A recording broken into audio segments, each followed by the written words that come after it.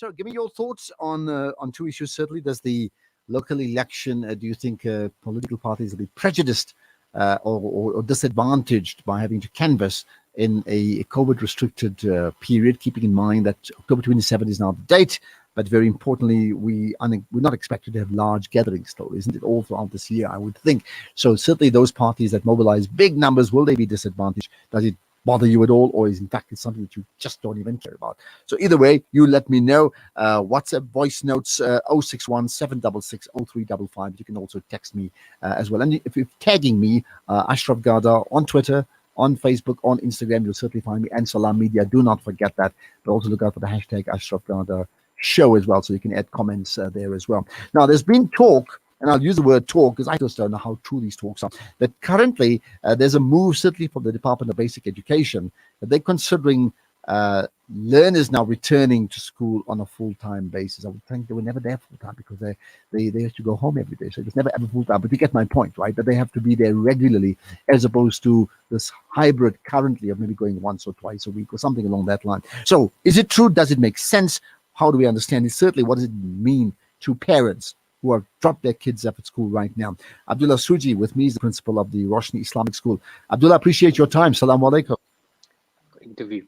Wa alaikum salam wa rahmatullahi wa barakatuh. Thank you for having me on Salam Media. It's always great to be on this program. Thank you. Right. So, first of all, this report is a call from the Department of Education, or Basic Education. They will consider learners returning to school regularly or full time. How valid is that call? Let me begin by having to say that at our school, we started having children back at school full time. So we had no problems with it. And I think they are beginning to understand that many private institutions, the situation is actually working. And my take is the fact that they've seen it work in these schools and they want to now begin it in the state schools. And I think it's a move in the right direction, because this hybrid solution, as you said, doesn't really work. And it can work if proper protocols are put into place, because we are not seeing a spike in the number of infections. And also, Brother Garda, what has been shown over this past few months from 2020 is that children are very resilient to the COVID-19 virus, and they're showing a lot of endurance with it when they do get affected. So I think the professionals behind the scenes are advising, but we have to wait and see how it pans out, because everything with the department is touch and go at the moment. Okay, so you were saying your school, the Roshnee Islamic School, in fact, had already returned. Was it complete return or was it hybrid already? In the high school, we had a complete return from grade 8 to grade 12 with no problems, and with the primary school as well. For the first week, we had hybrid return, but after that, we have all the pupils back at school. We started 2 weeks earlier as well, and our numbers are smaller, so it allows us the leverage to have all the pupils back at school. Now, in the state schools, one can understand with the large numbers that you could run into a problem, especially when it comes to social distancing, wearing of masks and monitoring. And we also start the day by having to take temperatures and ensuring that pupils wear masks daily and throughout the day as well, except for the break times.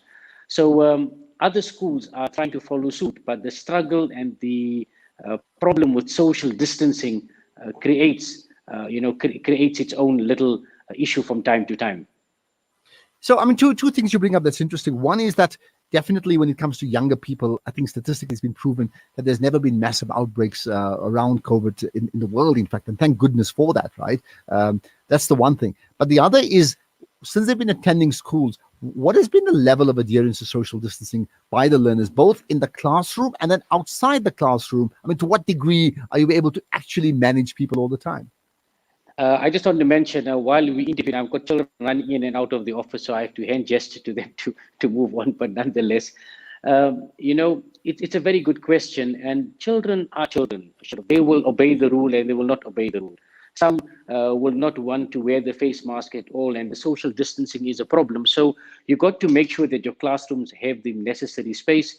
And what we found in some cases that we could actually split the grade. If the grade 8s were a bigger group, we can split the one class into two and have two classes of the same grade. But in our case, it worked easily because we have basically the numbers that account for less for 25 and a little more in the classroom. Yeah. Is it also fair to say that, let's take Roshnee, for example, which I think is a typically, predominantly Muslim middle class community, so the issues of online connectivity is not a big deal, but it must prejudice thousands of other people who really cannot connect online, and that is one of the big issues around distance learning, that it hasn't quite worked as much as we think for the vast majority of South Africans. Thank you for that probing question. I must tell you. However, in our school, we have many people from the disadvantaged communities, which we actually raise funds for them to have the money to buy the data so they can connect. If they are at home, whether in Sharpeville, Sebokeng, or Everton, they will connect because we buy the data time for them. Further to that, pupils by and large, we mustn't underestimate the middle class homes. From our survey, we find that parents do have that little amount of cash to buy the data because they have because pupils are spending time on every other social media platform, So we mustn't only play the charity card all the time. We must be realistic to the standards out there. The fact that pupils are suffering in certain circumstances, in poverty and all of that is well understood, and we appreciate it, and we want to help those people. So yes, the prejudice of data and all of that in context of your school must be managed, and it must be I would say benchmarked and documented, because many children of our school, even within our community themselves, it might come across as a wealthy community, but there were some pupils who were challenged financially, parents who were financially challenged, to buy data, but obviously had to make the sacrifices. So Absolutely, yeah. I think the culture in South Africa must change, where we need to start sacrificing certain of our necessities too for our children's education, because that is what is going to give our country resilience in the long term. Because we need to understand that every person is not born into charity, and we mustn't have this feeling now that because we're in Africa we're born into charity. We need to change the mindset. We need to show that yes, Africa has been more resilient to this COVID-19 pandemic. Now we've got to leverage that greatness of resilience to greatness of purpose in our country, because really other countries have made great strides in coming up with vaccinations and what have you.